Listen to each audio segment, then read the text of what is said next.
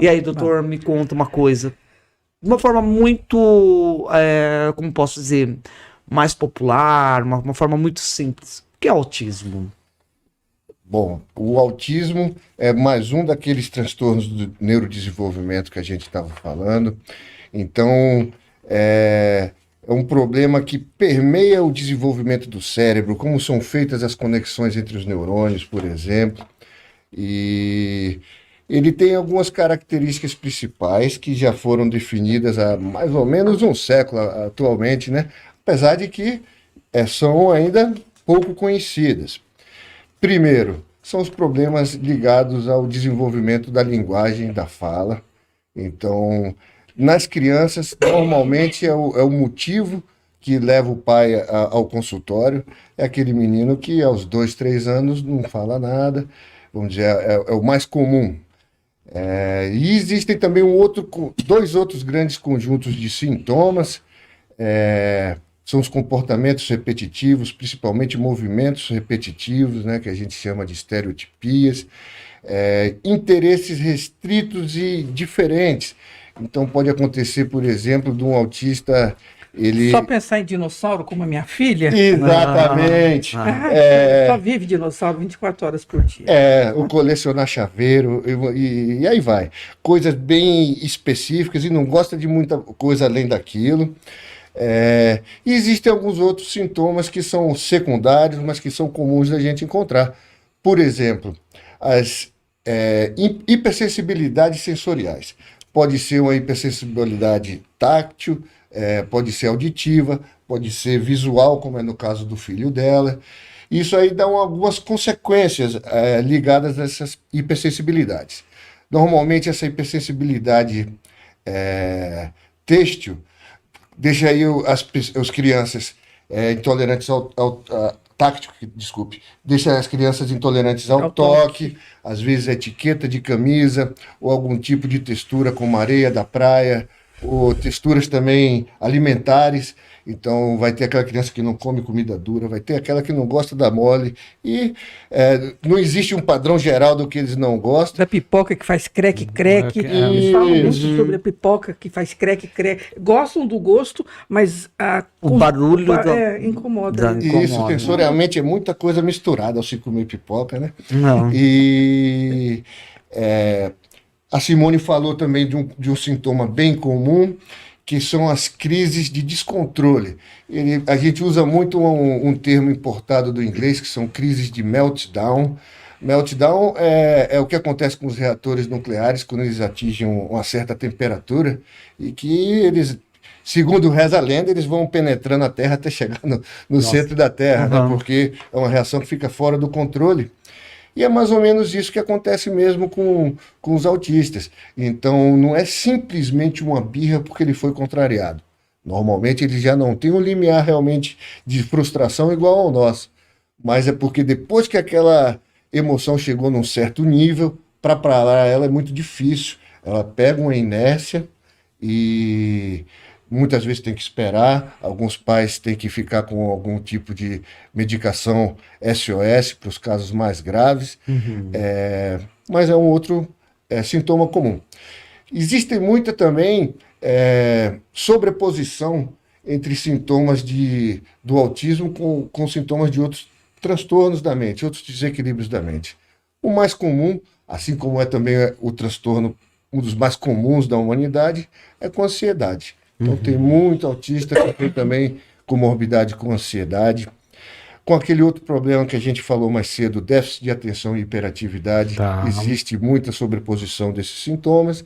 Então pode acontecer do autista. A depressão também, né? E a depressão principalmente também nos adultos. Né? Adolescente. Adolescente e adulto, vamos dizer, como já uma consequência secundária ao autismo, também chega no consultório com depressão. Mas aí, como eu estava falando, então, pode aparecer o paciente autista com agitação, com desatenção também, ou com medos, fobias ligados à ansiedade, e os sintomas da depressão, aí, como a Simone falou, mais comuns na adolescência ou no adulto, já por uma vida desarmônica, com dificuldades sociais que agravam o funcionamento normal da pessoa. Sim. E é assim que muitas vezes chega o adulto no consultório, com queixas depressivas, e a gente investigando um pouco mais, vê que ele também tinha esses traços ali embaixo. Então, há casos, eu imagino, né, de tardiamente a pessoa descobrir que ela tem muito autismo. comum. Principalmente, É comum isso? principalmente no autismo leve, né? Nas meninas, então, é mais mascarado, né? Nas meninas. Isso, das meninas se externaliza menos, vamos dizer aí que essa parte da linguagem e da interação social é mais protegido no cérebro das mulheres. Tá. A gente sabe que, vamos dizer, não falando do autismo, as pesquisas mostram que as mulheres falam mais ou menos o dobro das palavras que os homens falam por dia. Pensa, Simone, olha aí, Simone. Não, senhor. Existem exceções. Não, existem. Nós estamos falando... Está mostrando a pesquisa, né? Tagarela. E as mulheres se comunicam mais. As mulheres são uma amálgama da sociedade. Pô. Tá melhorando, tá melhorando. Está melhorando, né? E, inclusive, muitas pesquisas aí antropológicas interessantes mostram que a fofoca foi algo que fez as populações conseguirem chegar a mais de 100 indivíduos dos grupos de humanos. A gente pode chegar nesse tema depois aí. Mas, bom, a gente vê também no colégio, enquanto os meninos aí de, sei lá, 8, 9 anos estão ali jogando bola, preocupados com o seu time, não sei o que, as meninas já estão ali conversando sobre os meninos jogando bola. Com então, certeza. existe esse chip, vamos dizer, no cérebro, da sociabilidade, da compreensão. Não, mas também é maturidade. A mulher amadurece mais cedo do que os homens. Eu acho. Não, eu acho, sim. Existem alguns indícios nesse sentido, mas eu acho que não tem a ver com a maturidade, não, hein?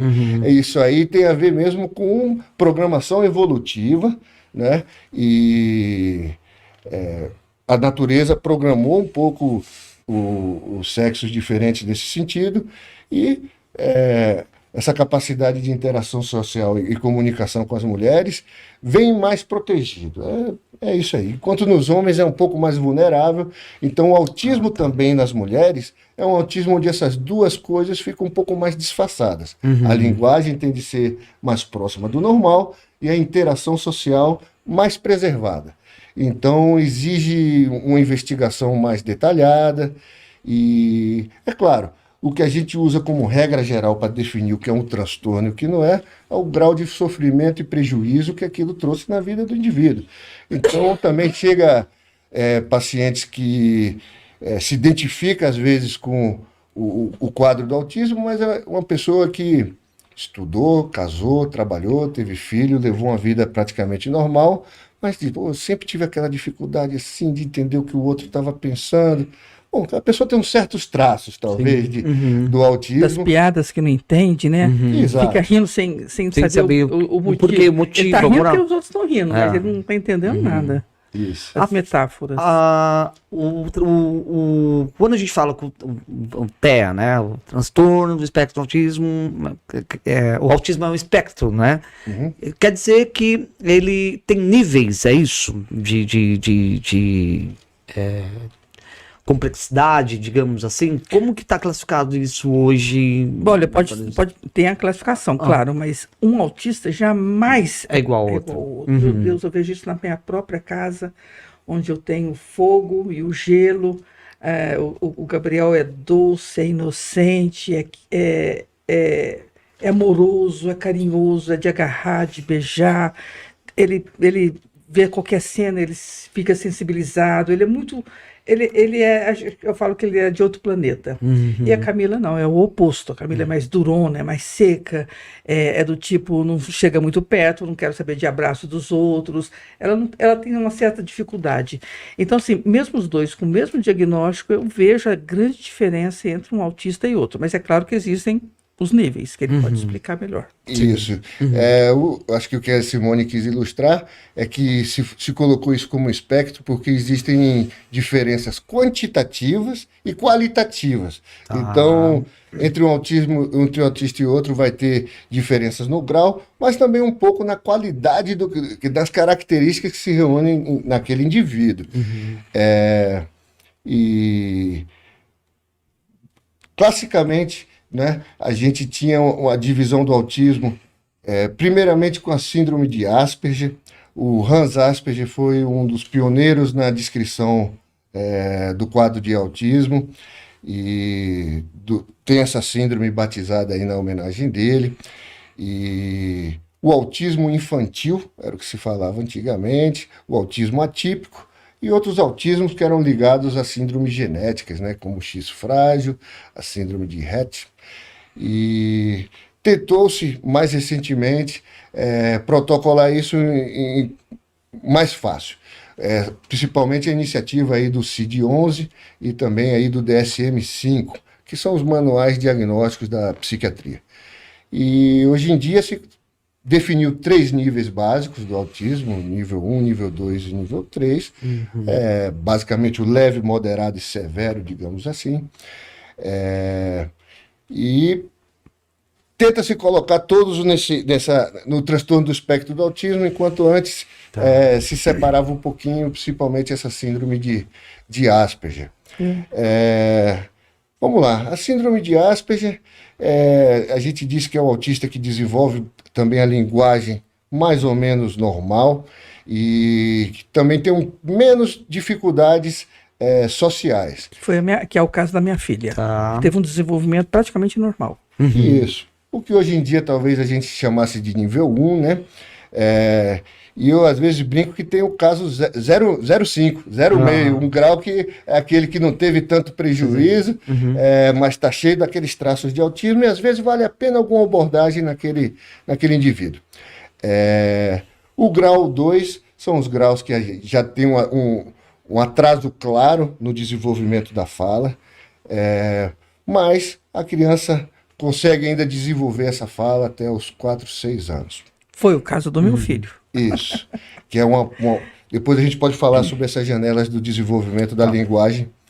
E o grau 3, infelizmente, é aquele que não fala ou quase não se comunica, a interação com ele é mais difícil, muitas vezes a gente tem que usar de artifícios visuais.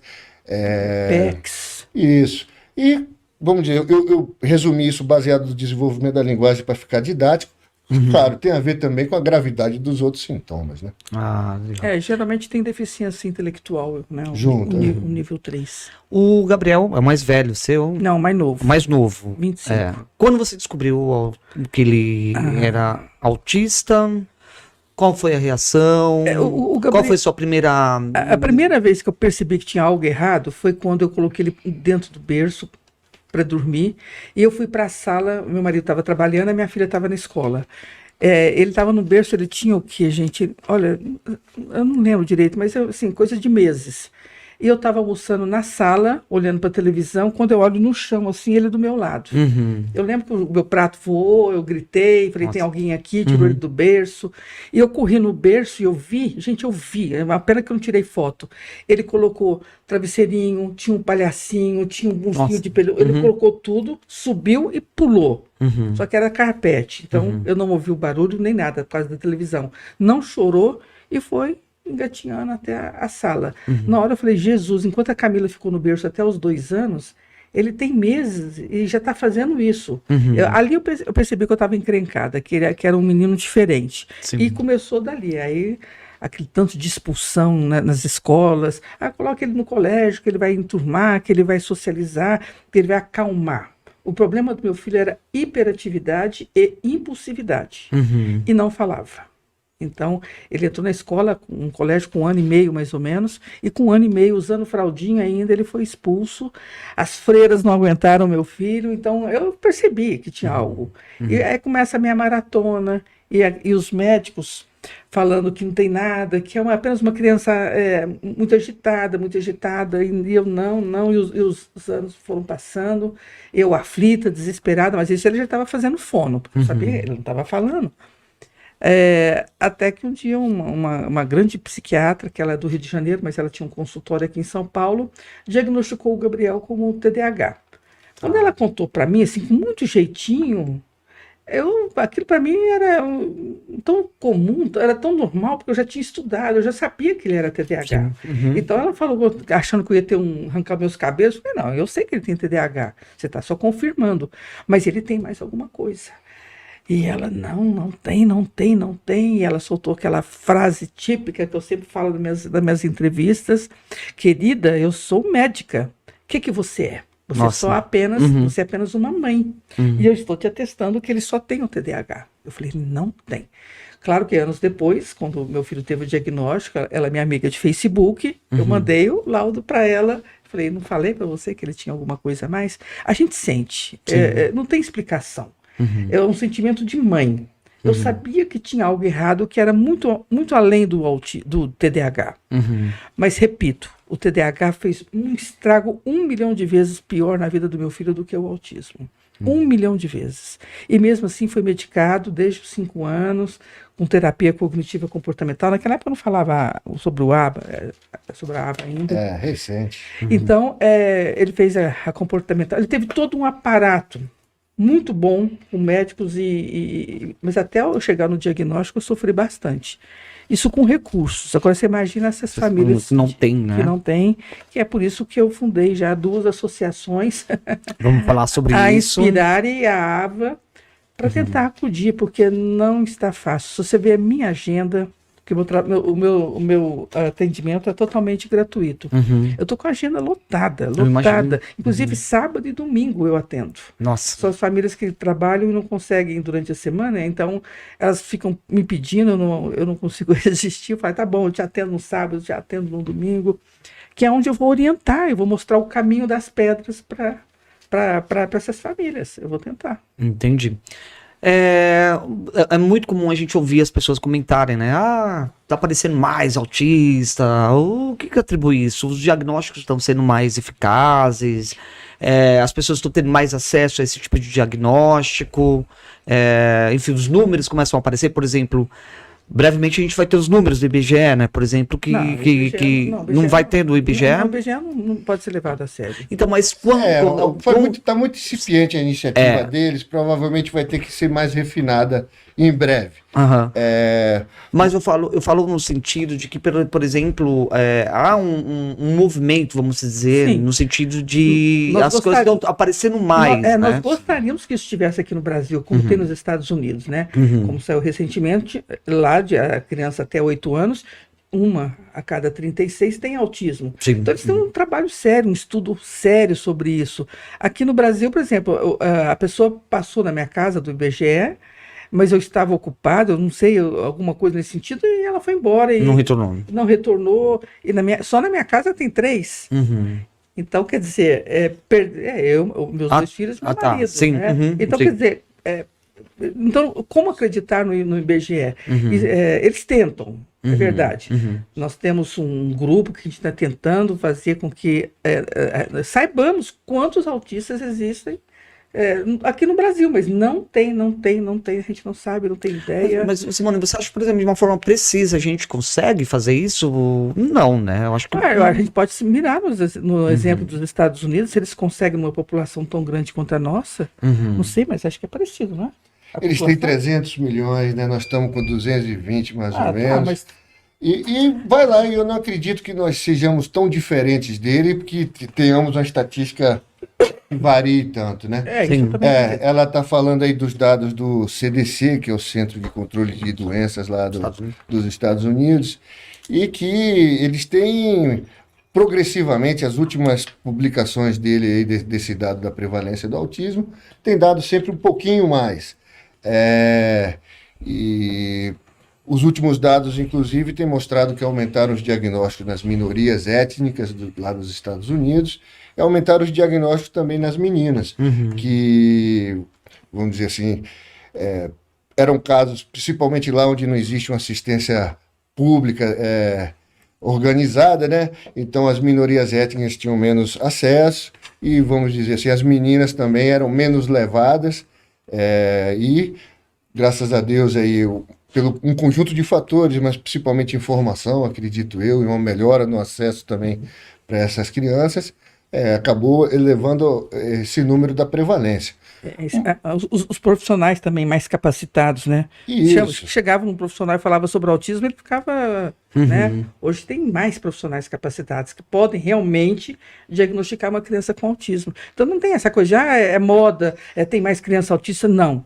Mais informação, mais a internet, de certa forma, ajuda na repercussão, mais pessoas se especializando,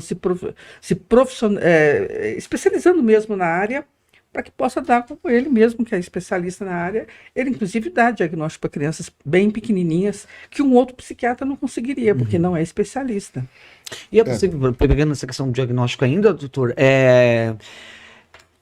tem uma idade mínima? É possível, por exemplo, nos primeiros meses, por exemplo, do nascimento, a pessoa ser diagnosticada, ou isso vai depender, enfim, quando a pessoa ela pode ter esse diagnóstico? Vamos dizer, nos primeiros meses, puxa, eu nunca dei não, hein? Não, mas vamos combinar, a gente já percebe. Mas fechar diagnóstico, não. Algumas coisas a gente percebe, é verdade. Você já põe olhar, a criança contato ali. visual. Se a criança, vamos dizer assim, chora no que é típico da criança chorar, fica mais difícil quando é mãe de primeira viagem, ou que ela não tem outras crianças na família que ela consiga comparar. Apesar de que quando chega muitas vezes num colega menos preparado, ele vai dizer, não, mãe, cada um vai ter seu tempo de desenvolvimento. Despreocupa disso. É parte vamos dizer aí, da maratona que as mães dos autistas têm que enfrentar. Inclusive, elas são, sim, vamos dizer, um dos motivos que isso aí tem conseguido aumentar o esforço das mães dos autistas, como é o caso da Simone aí também. Tem enfrentado esse calvário, mexe com essas mulheres, ao ponto de delas procurarem se unir e tomar algum tipo de providência. Isso aí, também temos que dar o crédito a essas mães. E outras coisas. Vamos dizer, a evolução da medicina neonatal e obstétrica. Vamos dizer que talvez há 100 ou 200 anos atrás, essas crianças iam nascer epiléticas ou morreriam no parto. E hoje em dia faz assim, a cesárea, mesmo pós-termo da gestação, né? Crianças com 41 a 42 semanas.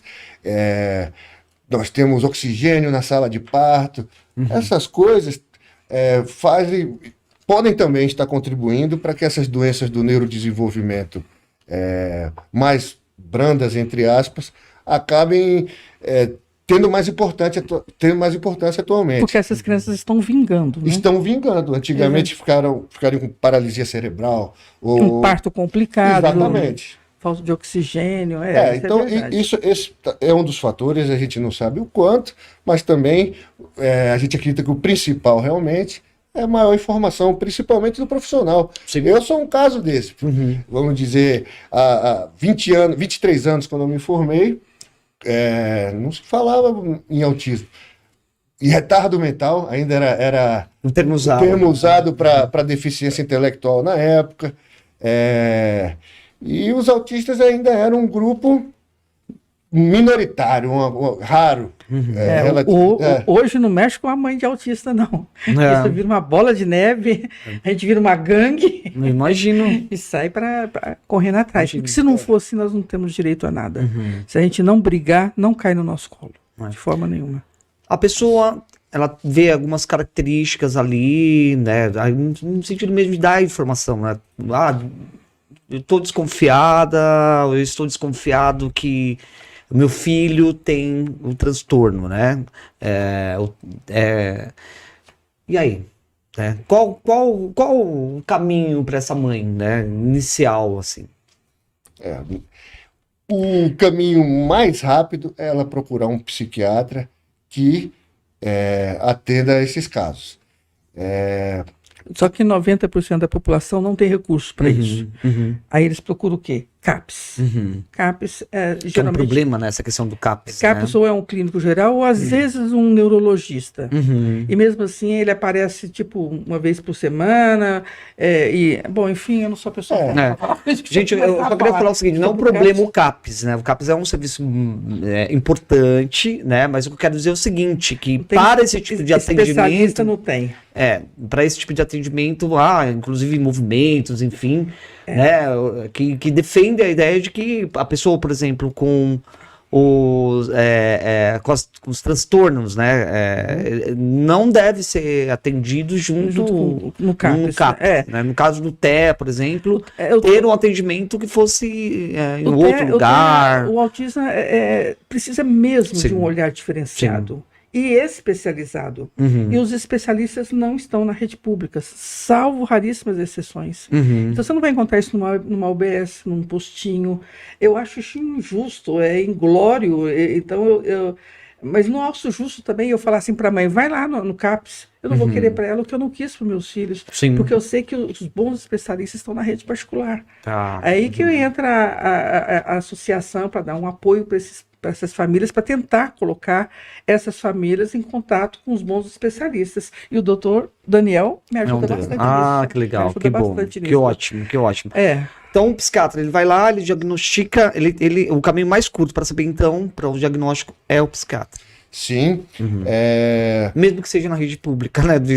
Tem que procurar, na rede pública, eu acho importantíssimo a avaliação neuropsicológica. Na rede pública não tem. Uhum. Isso ajuda bastante o psiquiatra a fechar o diagnóstico. Uhum. Isso. Essa avaliação é um conjunto de testes padronizados, aplicados normalmente aí por psicólogos que fizeram esse curso, e ele dá uma ilustração para a gente, em gráficos, em números, sobre as deficiências específicas.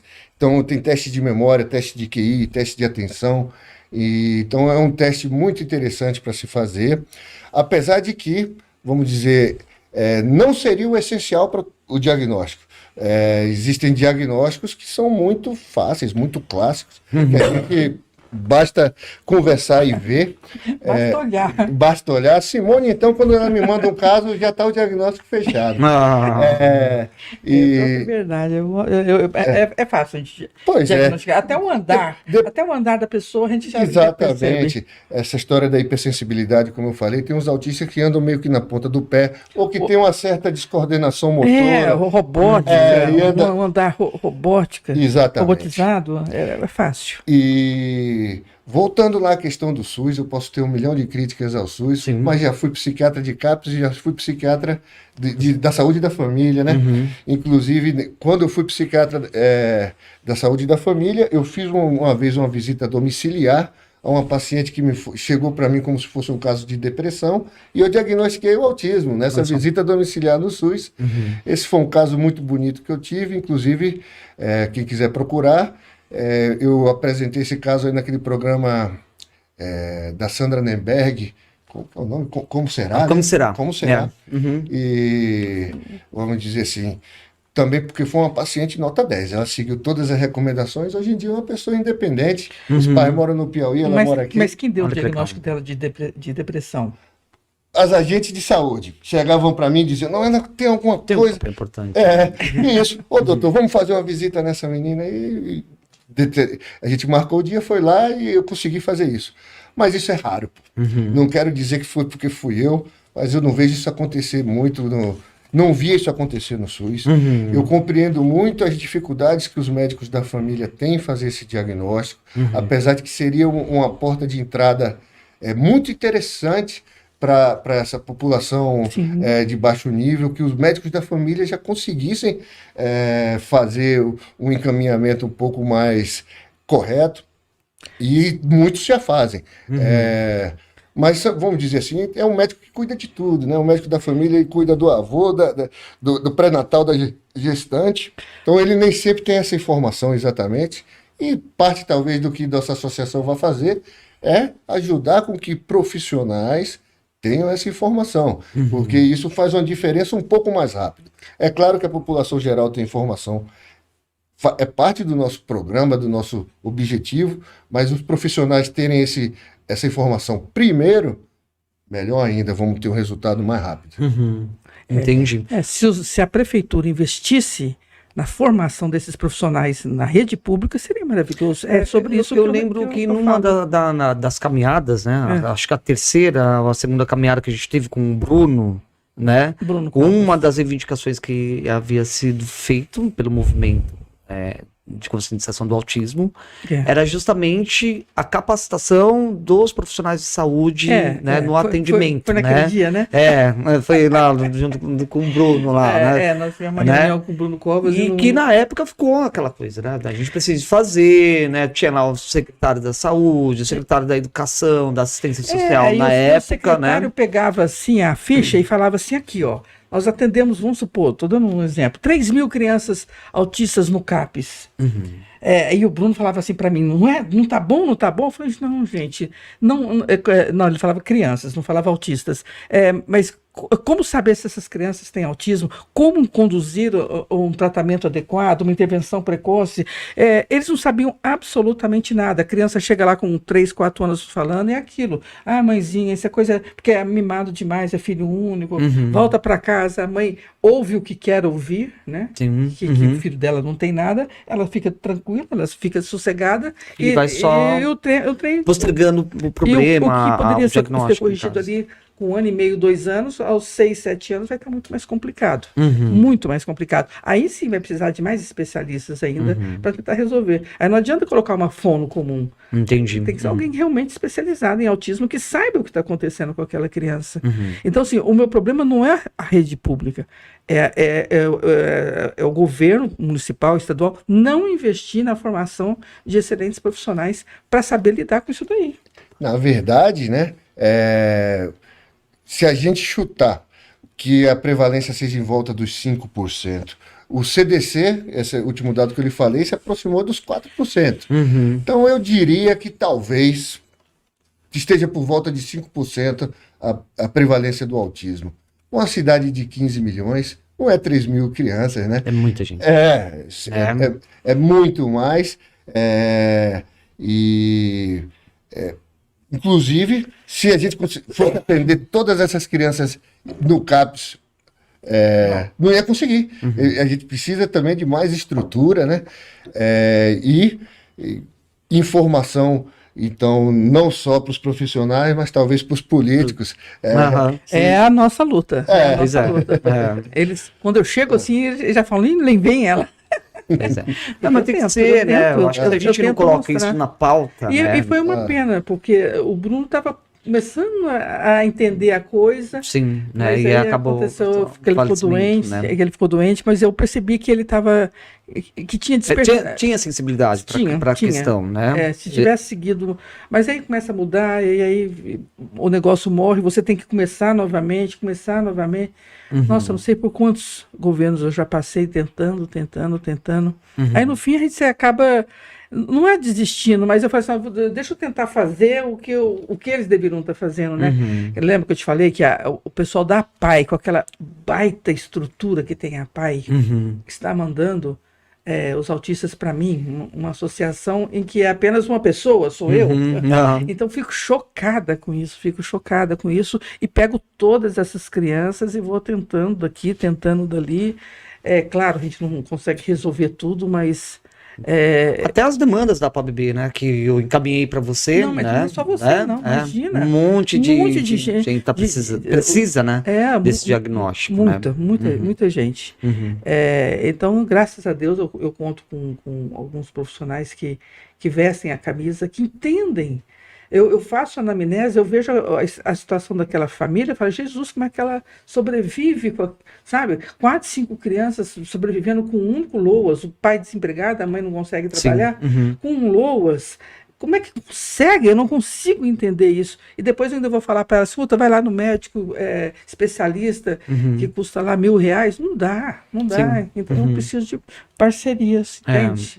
Isso é importante aí, doutor. Né? Grande parceiro, né? De caminhada aí. Tentar, Tenho que cuidar do meu karma, né? Pô, pagar os pecados. Pois é. Ele paga comigo, coitado. Doutor, me fala uma coisa. Então, a gente descobriu, já tem um diagnóstico, o tratamento ele é vitalício. Quer dizer, a pessoa que tem o transtorno do espectro do autismo, ela tem que ter esse acompanhamento para sempre. Não necessariamente. Essa minha paciente querida que eu te falei, ela vai agora, sei lá, de 3 em 3 meses ela aparece ou mais. Já está com quantos anos? Ela já vai fazer uns 30, eu acho. Não, criança costuma ser mais Quando diagnosticado, pequenininho, aí a gente já... o desenvolvimento é melhor, é isso? Exato. Mesmo assim, aos casos leves, existe sim a possibilidade que esse indivíduo não necessite de tratamento específico para o autismo em algum momento, tá? Como a minha filha Camila, ela nunca tomou medicação para autismo, para alguma comorbidade, né? Porque não tem medicação para autismo. Ela nunca precisou de tratamento. O máximo que ela fez foi uma terapia quando ela era pequenininha para tentar se socializar melhor. Agora o Gabriel não. O Gabriel, desde o pequenininho até os 20 anos, tratamento intensivo, pauleira, com medicação, psiquiatra e terapia. Então depende do grau. Mas a grande maioria precisa o tempo inteiro e principalmente de uma equipe completa. Tá. Que geralmente é TO, ABA, terapeuta ocupacional, é isso? Isso, e quando eles pedem, então, o médico pede TO com integração sensorial, que é mais raro ainda, e mais caro ainda, e mais difícil ainda, com a chance dessas famílias, é desesperador. Jairinho de Deus, é desesperador. Eu vejo que aquela criança tem de tudo para ter um bom desenvolvimento, mas ela precisaria de um atendimento maravilhoso, mas não dá. Não tem como. A luta... Alguns lugares que têm um bom atendimento, que são gratuitos, são pouquíssimos, estão com fila gigantesca. Então, o que eles fazem? 6 meses e liberam a criança. 6 meses, um tratamento que é de anos. Mas eu entendo, porque como é que eles vão ficar anos com uma pessoa e sabendo que a fila está gigantesca? Eu não culpo esses, sabe? A culpa não é... eles não está nos profissionais, está falando na questão da estrutura, no atendimento, é isso que você está falando, criticando.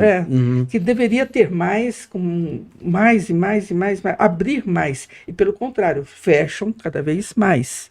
Então, o funil está fechando, está acabando. E tudo é fila. Esses dias eu fechei parceria com um médico reumatologista, que ele topou pegar todas as famílias na Inspirare gratuitamente. Olha que legal. Porque as mães acabam ficando muito doentes. Porque o tratamento é tão caro, mesmo que seja público, mas é aquela história do lance, alguns não conseguem transporte, então acabam tendo que pagar metrô, essas coisas. Para elas, isso é muito, muito dinheiro. Então, um pouquinho vai para essas crianças e vai para remédio, para medicação. E elas esquecem delas. Então, elas estão doentes. Então, a questão de coluna, a questão de artrose, a questão de joelho, a questão de... Quando eu anunciei isso, você precisa ver o escândalo que foi, a loucura que foi. O meu celular virou uma metralhadora. Nossa. Tanto de gente pedindo, implorando. Quer dizer, graças a Deus eu ainda encontro alguns médicos e ele topou fazer tudo gratuito. Ele está pegando todas as famílias. Nós vamos falar sobre a AVA, né? Mas se alguém quiser ser parceiro também do Inspirare, ser parceiro da AVA, né? Profissionais da área de saúde, né? Terapeutas ocupacionais. Se não conseguir atender gratuitamente, pelo menos eu sempre peço, uma pessoa. Uma pessoa pegando já me ajuda bastante. Eu tenho alguns parceiros que pegam uma pessoa, então assim, é maravilhoso quando eu vejo lá na lista que uma pessoa está saindo, é muito gostoso. E se a pessoa fala, não consigo gratuito porque eu tenho isso de despesa, mas um valor mais social, um valor mais acessível, porque não é só aquele profissional, são no mínimo 3. TO, fono e psicólogo, no mínimo. Esse é o básico do básico. E quem vai pagar isso? É muito, muito complicado, né? É caro, né? É caro. Um tratamento adequado para um autista pequeno, que envolve muitos profissionais, inclusive com ABA, que tem um protocolo que exige muitas horas semanais, fica por volta de uns 20, 25 mil reais numa boa clínica particular. Nossa. Quem é que tem dinheiro para isso? Mas assim, a pessoa também que não tem dinheiro, né? É um pouco o que o doutor falou, né? O SUS é a saída, né? O SUS ainda como posso dizer, é o sistema que melhor indicado para o atendimento dessas pessoas que não têm grana, Sim, né? eles não têm saída. Mas é uma rede que está meio furada. Cai muitos nos buracos aí e nas armadilhas dessa rede ainda. E, claro, ninguém melhor do que a Simone para falar do drama das mães, como eu Sim. falei.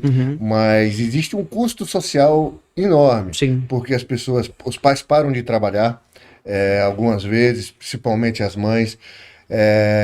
Quando não Muitas são dessas, abandonadas, né? exato, muitas já são mães solteiras, Abandonadas. abandonadas.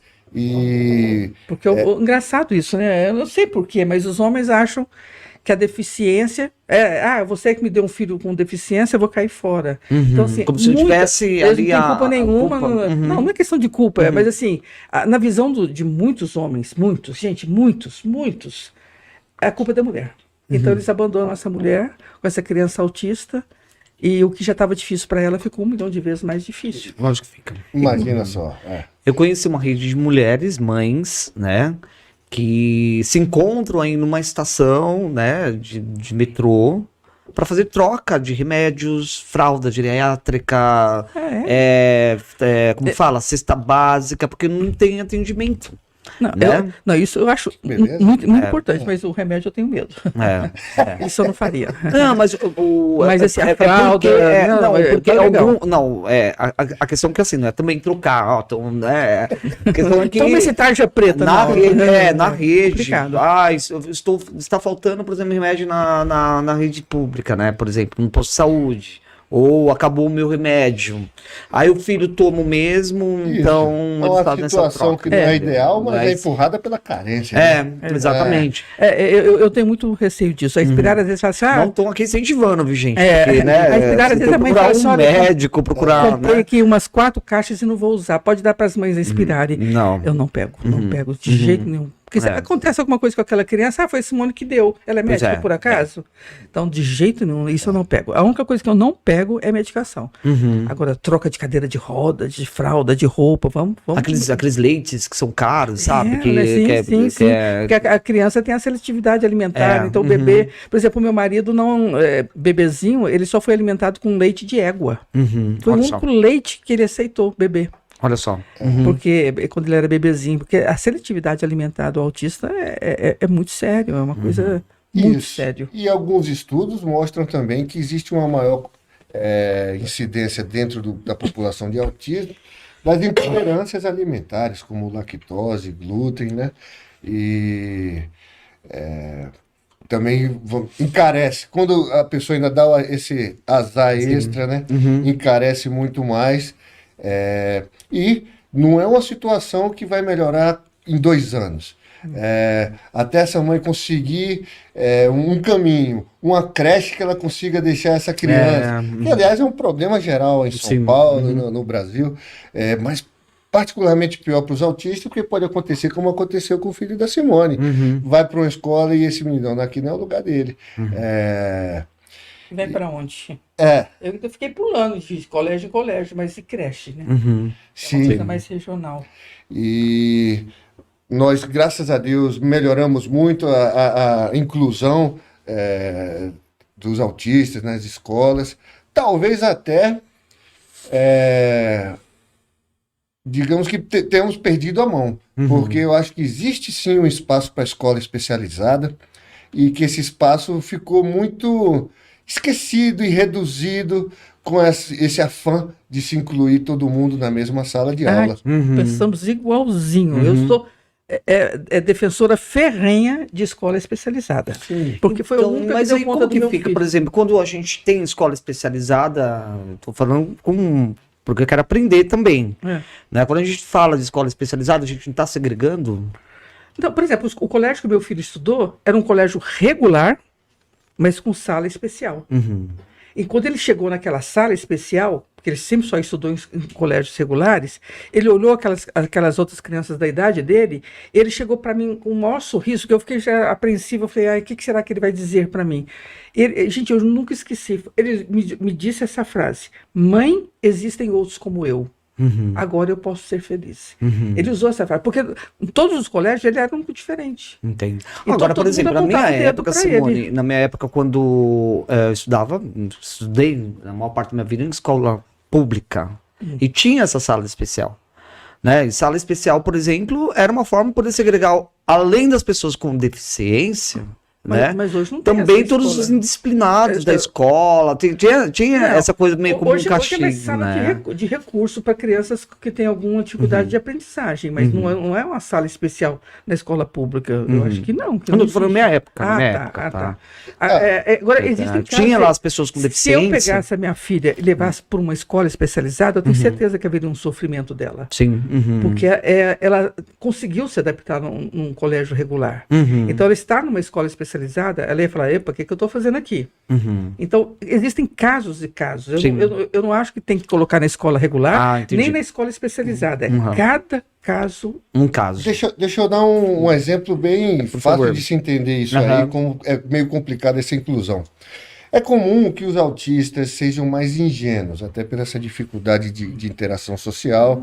Então, são mais propensos a serem vítimas do bullying, são mais propensos a serem vítimas sexuais, são mais propensos vamos dizer assim, a problemas que, às vezes, de acordo com a idade dele, a gente esperaria mais alguma malícia social. Então, na escola vai ter isso aí: sexo, drogas, rock and roll e violência na escola comum.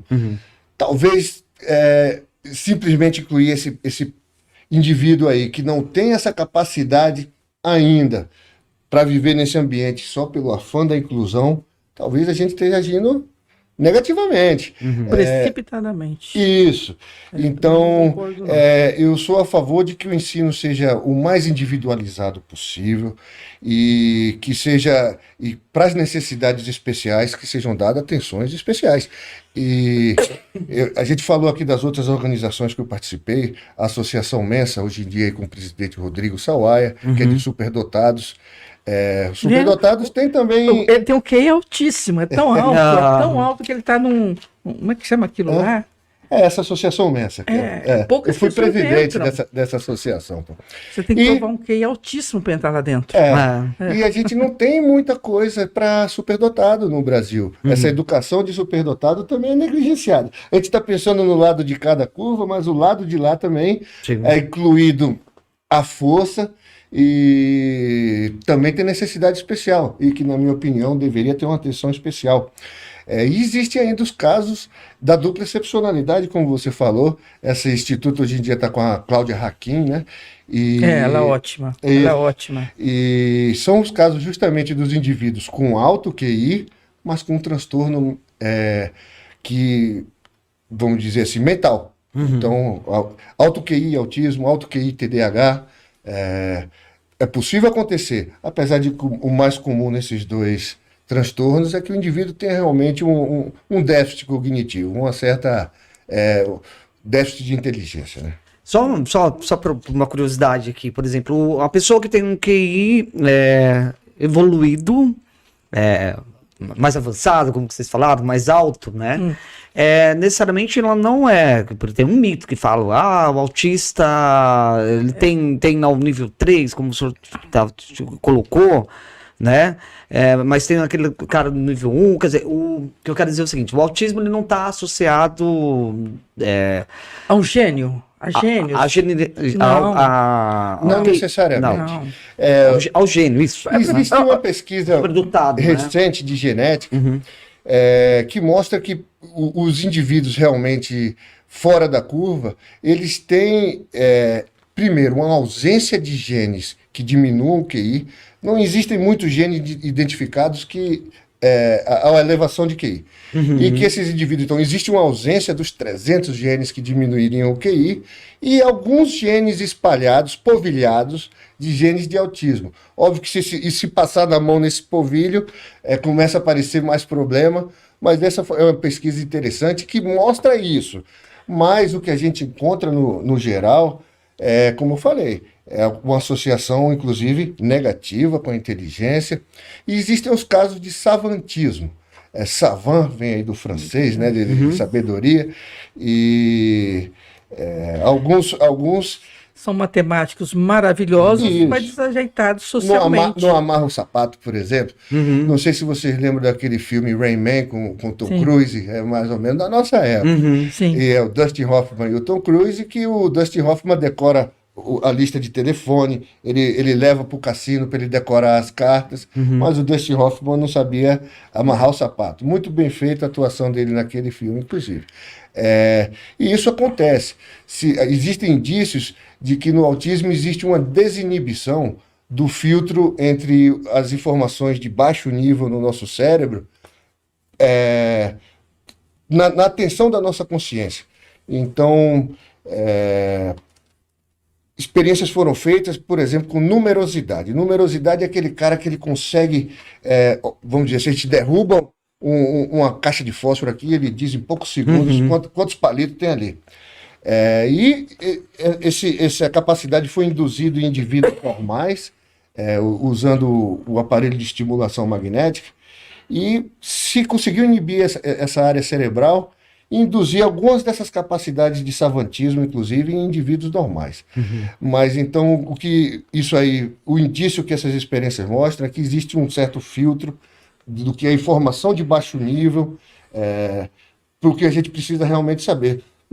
Geralmente, nosso cérebro não precisa saber quantos palitos tem em cima da mesa, Sim. ou não precisa saber exatamente que nota musical é aquela como ouvido absoluto. Mas o filho do Jô Soares, né? É, Que era bem comprometido, mas tinha um ouvido isso. absoluto. Ou decorar o catálogo telefônico como o Dustin Hoffman. A gente diria que seria uma memória não seletiva. Então, a evolução programou a gente para ter uma certa seletividade, inclusive econômico para o nosso cérebro, não ter que ficar fazendo isso tudo ao mesmo tempo, só chegariam as informações mais importantes. No caso do autismo, não. Chega todas essas informações de baixo nível, às vezes sobrecarrega também, mas eles têm essa capacidade. Doutor, só pegando esse gancho, essa questão da especificidade, por exemplo, eu conheço pessoas que frequentam lá a associação que eu, gerencio, que eu trabalho, e, por exemplo, já vi, autista estudando tribo monárquica da África. Tipo os dinossauros. Os dinossauros é hiperfoco. Por que se Hiperfoco. dá isso? Me conta. Tem algum estudo que possa... Os autistas, né? E geralmente é trem, avião, Carro. dinossauro. Tem alguns comuns, Alguns são comuns. Tem alguns comuns e tem uns mais diferentes.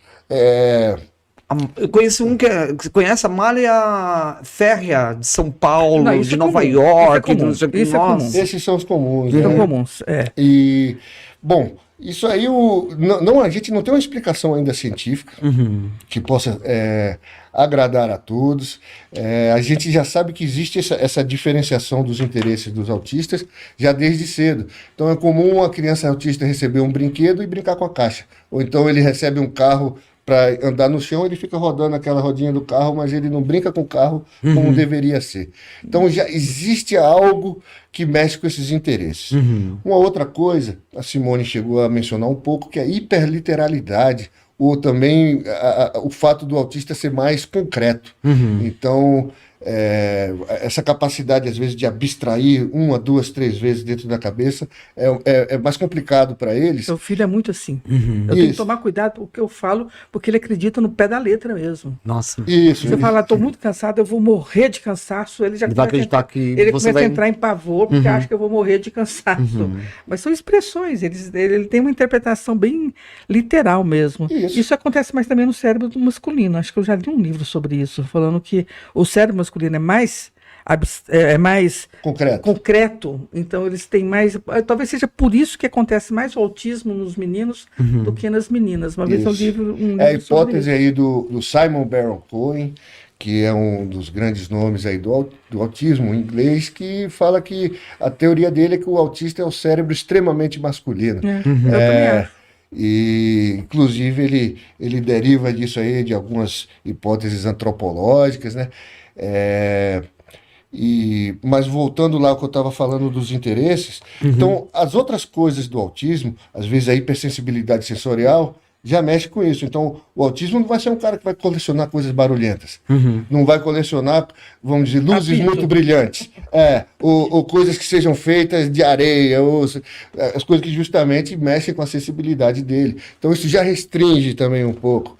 E vai lá, ainda vai surgir, se Deus quiser, aí, mais informações que nos mostre essa questão Nós dos interesses. Estamos só engatinhando. Isso.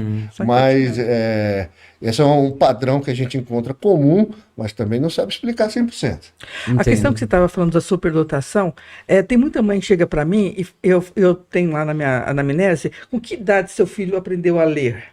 E a mãe toda orgulhosa fala para mim assim, 3 anos ele estava lendo. Olha só. Eu acredito porque o meu marido começou a ler aos 3 anos. Então, a minha sogra contava para todo mundo, é um gênio, é um gênio. Mas ali já mostra que tem alguma coisa. A epilepsia ali já... por exemplo, eu não quero ter um neto que lê aos 3 anos, porque aquilo já vai me preocupar. Falar, epa, é um sinalzinho vermelho. Então, assim, o cérebro humano não está preparado para aprender a ler tão rápido, tão cedo. Tem alguma coisa. Então, ao invés das mães... Não é que não está preparado, a gente deveria ter outros interesses. Mais infantis, talvez? Exatamente. Quando o menino já se interessou pelas letras e tal, ou conseguiu decorar aquelas letras, mostra algo diferente. Você vê, meu marido começou a ler aos 3 anos, aos 14 estava na faculdade de engenharia civil, Olha só. que são 5 anos, e aos 18 ele estava formado, porque ele pulou 1 ano. Aí você fala, nossa, o cara é brilhante, mas é aquele sujeito que é atrapalhado, que tromba ele adora cozinha, não tem um dia que ele não corte o dedo dele na cozinha, que ele não tropece nas próprias pernas, que ele caia da escada. Então, assim, tem o prejuízo, mesmo quando as pessoas falam, nossa, o cara é um gênio. Não, tem um prejuízo ali, tem o contrapeso. Não acho que seja uma coisa tão positiva, não.